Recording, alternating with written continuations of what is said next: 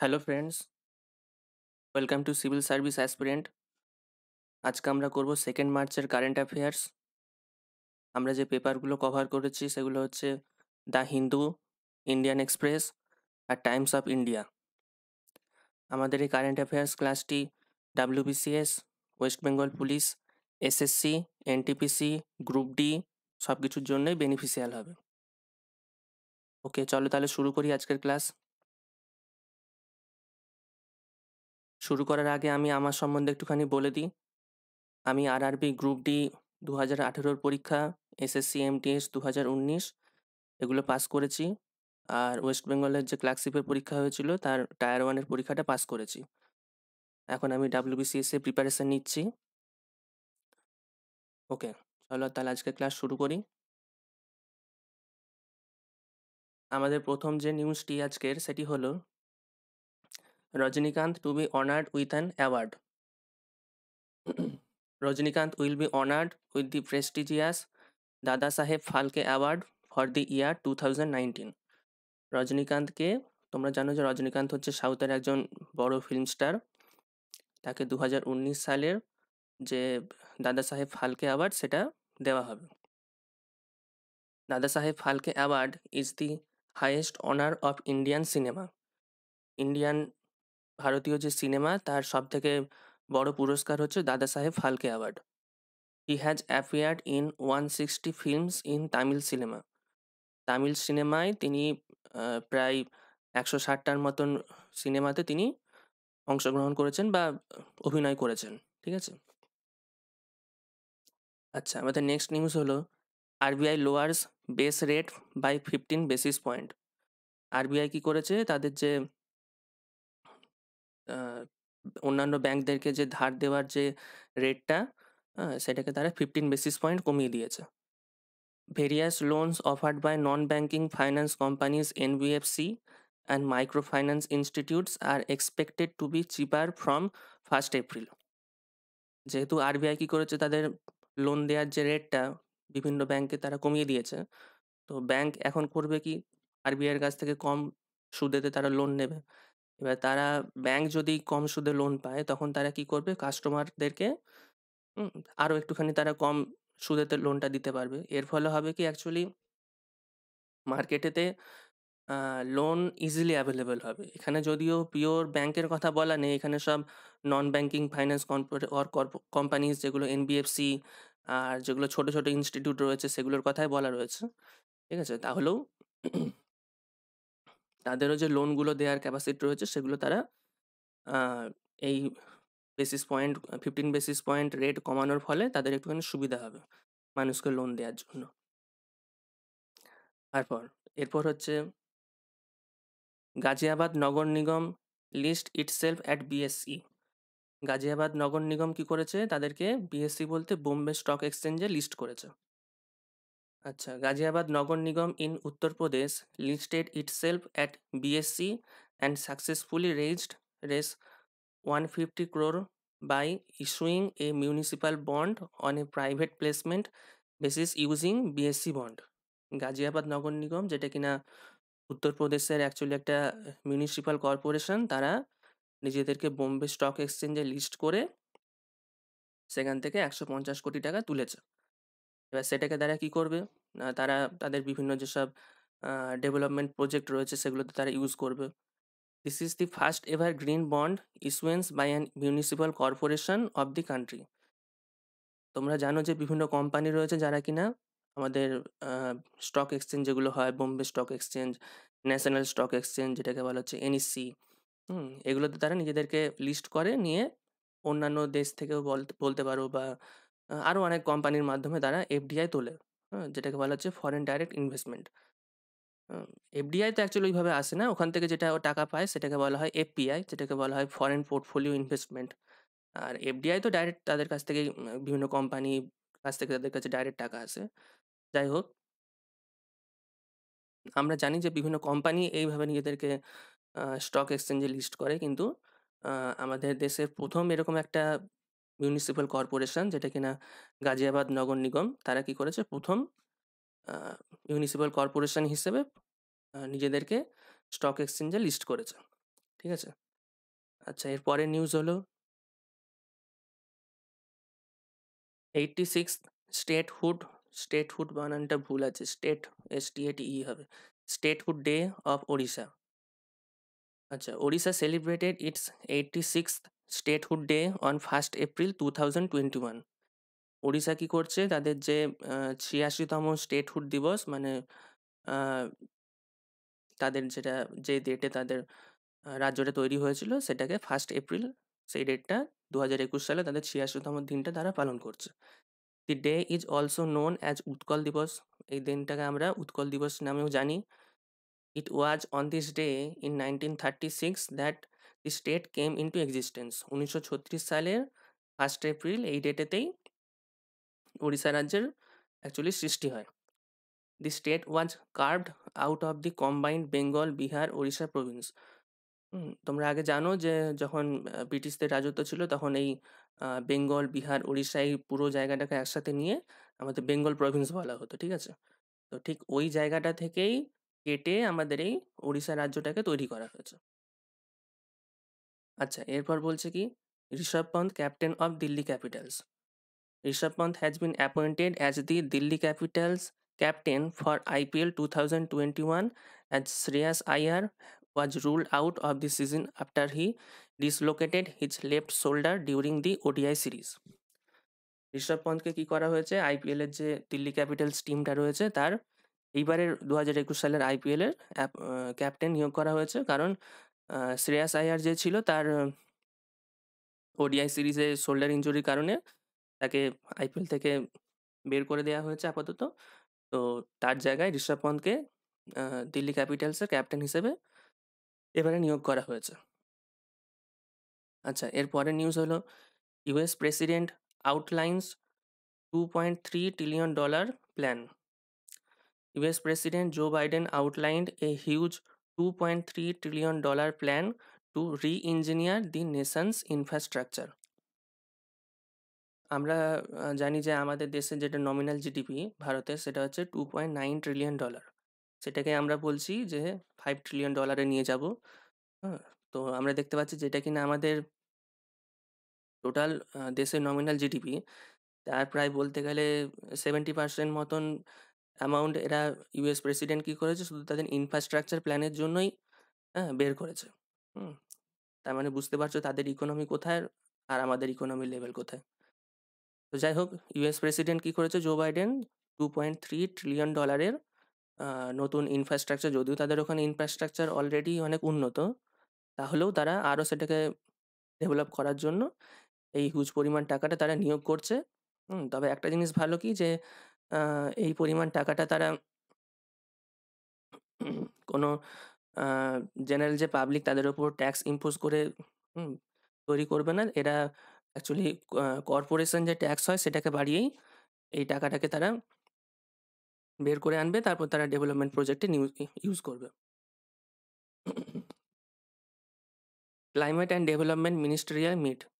Next news হচ্ছে minister for environment, forest and climate change Prakash Javadekar participated in the virtual climate and development ministerial meet.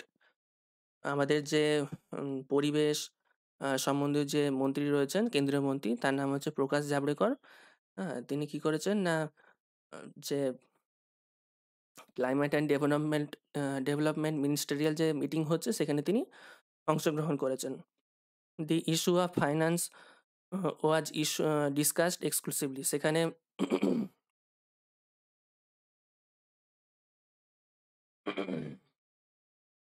Sorry, সেখানে actually কি করা হচ্ছে না, আমাদের যেটা প্যারিস ক্লাইমেট এক্সচেঞ্জ মিটিংয়ে যেটা একটা কথা বলা হয়েছিল, যে যেগুলো উন্নত দেশ তারা অনুন্নত দেশদেরকে বা যারা উন্নয়নশীল দেশ তাদেরকে আহ, বিভিন্ন প্রযুক্তি এবং কিছু পরিমাণ টাকা দেবে, যাতে করে তারা ক্লাইমেট চেঞ্জের দিক থেকে নতুনভাবে বিভিন্ন প্রযুক্তি ইউজ করে তাদের যে কার্বন এমিশন এগুলোকে তারা কমাতে পারে, ঠিক আছে? তো সেই সেই ইস্যুতেই আমাদের যে প্রকাশ জাভড়েকর রয়েছে তিনি কি করেছেন না, ওই ফান্ডের যে ইস্যুটা সেটা নিয়েই তিনি ওখানে কথা বলেছেন, ঠিক আছে? আচ্ছা, এর পরের নিউজ হলো Prime Minister's Yoga Award. The Ministry of Ayush has invited application for the Prime Minister's Yoga Award. The award will be hosted on the My Government platform. ঠিক আছে, আমাদের যে আয়ুষ মিনিস্ট্রি রয়েছেন, হ্যাঁ, তিনি কি করেছেন না নতুন করে অ্যাপ্লিকেশন ইনভাইট করেছেন কিসের জন্য না প্রাইম মিনিস্টার্স যোগা অ্যাওয়ার্ডের জন্য। আর এই পুরস্কারটা অ্যাকচুয়ালি কোথায় দেওয়া হবে না মাই গভর্নমেন্টের যে মাই গভ যে প্ল্যাটফর্ম রয়েছে সেখানে এই অ্যাওয়ার্ডটা দেওয়া হবে। ঠিক আছে, এর পরের নিউজ হলো Japan Indonesia sign defence equipment deal. Japan and Indonesia have signed a deal enabling exports of Japanese made defense equipment to the Southeast Asian country. Japan আর ইন্দোনেশিয়া দুজনে মিলে একটা ডিল করেছে, দুটো দেশ। কিসের জন্য না তারা জাপানে যেসব ডিফেন্সের যেসব ইকুইপমেন্টগুলো তৈরি হবে সেগুলোকে ইন্দোনেশিয়া এবং আদার্স যে আসিয়ান কান্ট্রিগুলো রয়েছে, সেখানে তোমরা জানো যে 10খানা আসিয়ান কান্ট্রি রয়েছে, সেই দেশগুলোতে সাপ্লাই করে দেওয়ার জন্য। The agreement on the transfer of defense equipment and technology was signed to boost cooperation between the two countries. আর এই এগ্রিমেন্টের ভেতরে কি হবে, আসিয়ান যে কান্ট্রি এবং জাপান এবং ইন্দোনেশিয়া এই দুটো দেশের মধ্যে কি হবে, ডিফেন্সের যেসব কোঅপারেশনগুলো রয়েছে সেগুলোকে আরও বেশি পরিমাণে এগিয়ে নিয়ে যাওয়া হবে। India Mauritius CECPA to come into force. আচ্ছা, India Mauritius comprehensive economic cooperation and partnership agreement will come into existence on 1st April. Bharat এবং মরিশাস, তোমরা জানো মরিশাস হচ্ছে একটা ইন্ডিয়ান ওশানে একটা আইল্যান্ড কান্ট্রি। এই দুটো দেশ কি করছে না economic cooperation and partnership agreement sign করেছে। It is the first trade agreement signed by India with a country in Africa. কি বলা হচ্ছে না আফ্রিকা মহাদেশের ভেতরে যে অ্যাকচুয়ালি মরিশাস হচ্ছে আফ্রিকান ইউনিয়নের ভেতরে আসছে, আফ্রিকান কান্ট্রি। হ্যাঁ, তো প্রথম একটা আফ্রিকান কান্ট্রি হিসেবে ভারতের সাথে এই ট্রেড এগ্রিমেন্ট বা বাণিজ্যিক একটা যে ডিল সেটাকে সাইন করা হয়েছে। এর পরের নিউজ হচ্ছে Agnes Callamard new Amnesty secretary general. Agnes Callamard has been appointed new Secretary General of Amnesty International. Agnes ক্যালামার্ডকে কি করা হয়েছে না প্রথম না সেক্রেটারি জেনারেল হিসেবে নিয়োগ করা হয়েছে কোথায় না অ্যামনেস্টি ইন্টারন্যাশনাল। তোমরা জানো যে অ্যামনেস্টি ইন্টারন্যাশনাল হচ্ছে একটা আচ্ছা ওটা লেখাও রয়েছে, it is a non governmental organisation with its headquarters in the United Kingdom focused on human rights. Amnesty International হচ্ছে একটা হিউম্যান রাইট রিলেটেড একটা এনজিও, নন গভর্নমেন্টাল অর্গানাইজেশন। এদের হেডকোয়ার্টারটা কোথায় রয়েছে না এদের হেডকোয়ার্টার রয়েছে আমাদের ইউনাইটেড কিংডম, যেটা কিনা হচ্ছে অ্যাকচুয়ালি ইংল্যান্ড আর কি। আচ্ছা,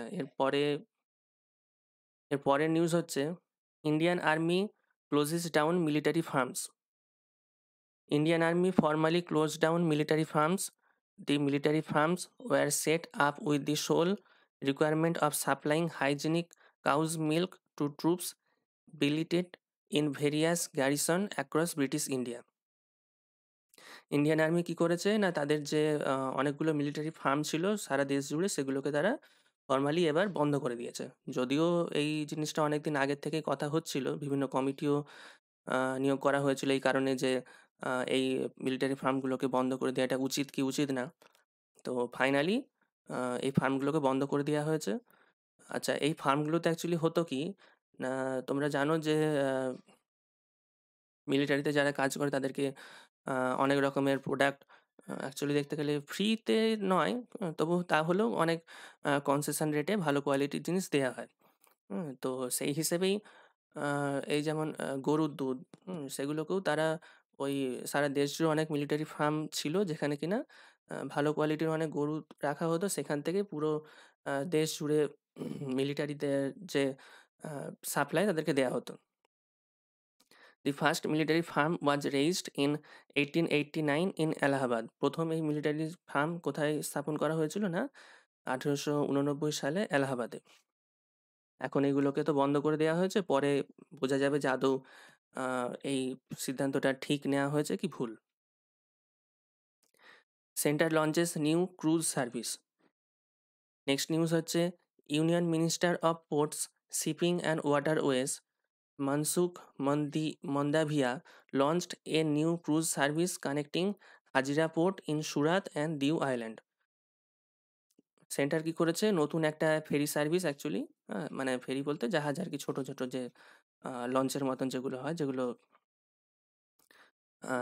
পাবলিককে, প্যাসেঞ্জারকে এখান থেকে ওখানে নিয়ে যাওয়ার জন্য ইউজ করা হয় ওয়াটারওয়েজে। তো সেই একটা নতুন একটা রুটে একটা নতুন সার্ভিস চালু করা হয়েছে, ক্রুজ সার্ভিস। এটা হচ্ছে সুরাট, সেখানকার হাজিরা পোর্ট থেকে দিউ আইল্যান্ড, যেটা দমন দিউ তোমরা জানো, সেখানে অবধি। এরপরে হচ্ছে Pakistan allows import of cotton from India.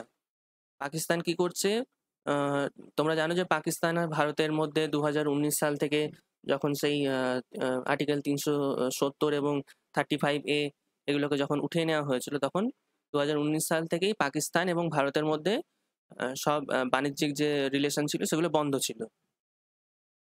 তো এখন সেটা করছে কি না, পাকিস্তান চাইছে কি যে ভারত থেকে তারা কটন বলতে তুলো ইম্পোর্ট করতে চাইছে। আচ্ছা, নিউজটা হচ্ছে কি, Pakistan economic coordination council allowed the import of cotton and sugar from India. Pakistan এখন ভারত থেকে কটন বলতে তুলো এবং সুগার দুটোই ইম্পোর্ট করতে চাইছে। কারণ তোমরা হয়তো জানো না যে পাকিস্তান তো এইভাবে সিদ্ধান্ত নিয়েছে ঠিকই, কিন্তু অ্যাকচুয়ালি এর জন্য সাফার করছে পাকিস্তানের যে কমন পিপল রয়েছে তারাই। একটা সময় গেছে যখন কিনা পাকিস্তানে নর্মাল যে খোলা চিনি আমরা কিনতে পাই বাজারে, সেগুলো প্রায় 100 টাকা কেজি এই রেটে বিক্রি হয়েছে।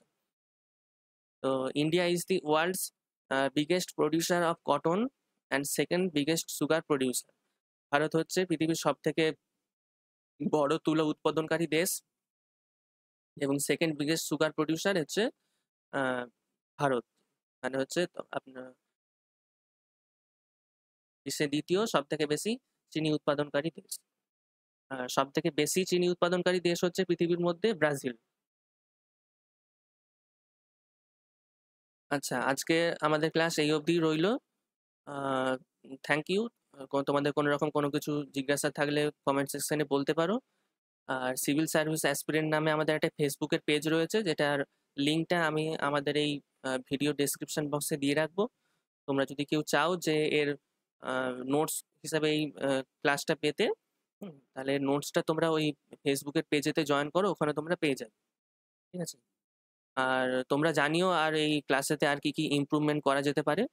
ঠিক আছে, ওকে, থ্যাংক ইউ, বাই।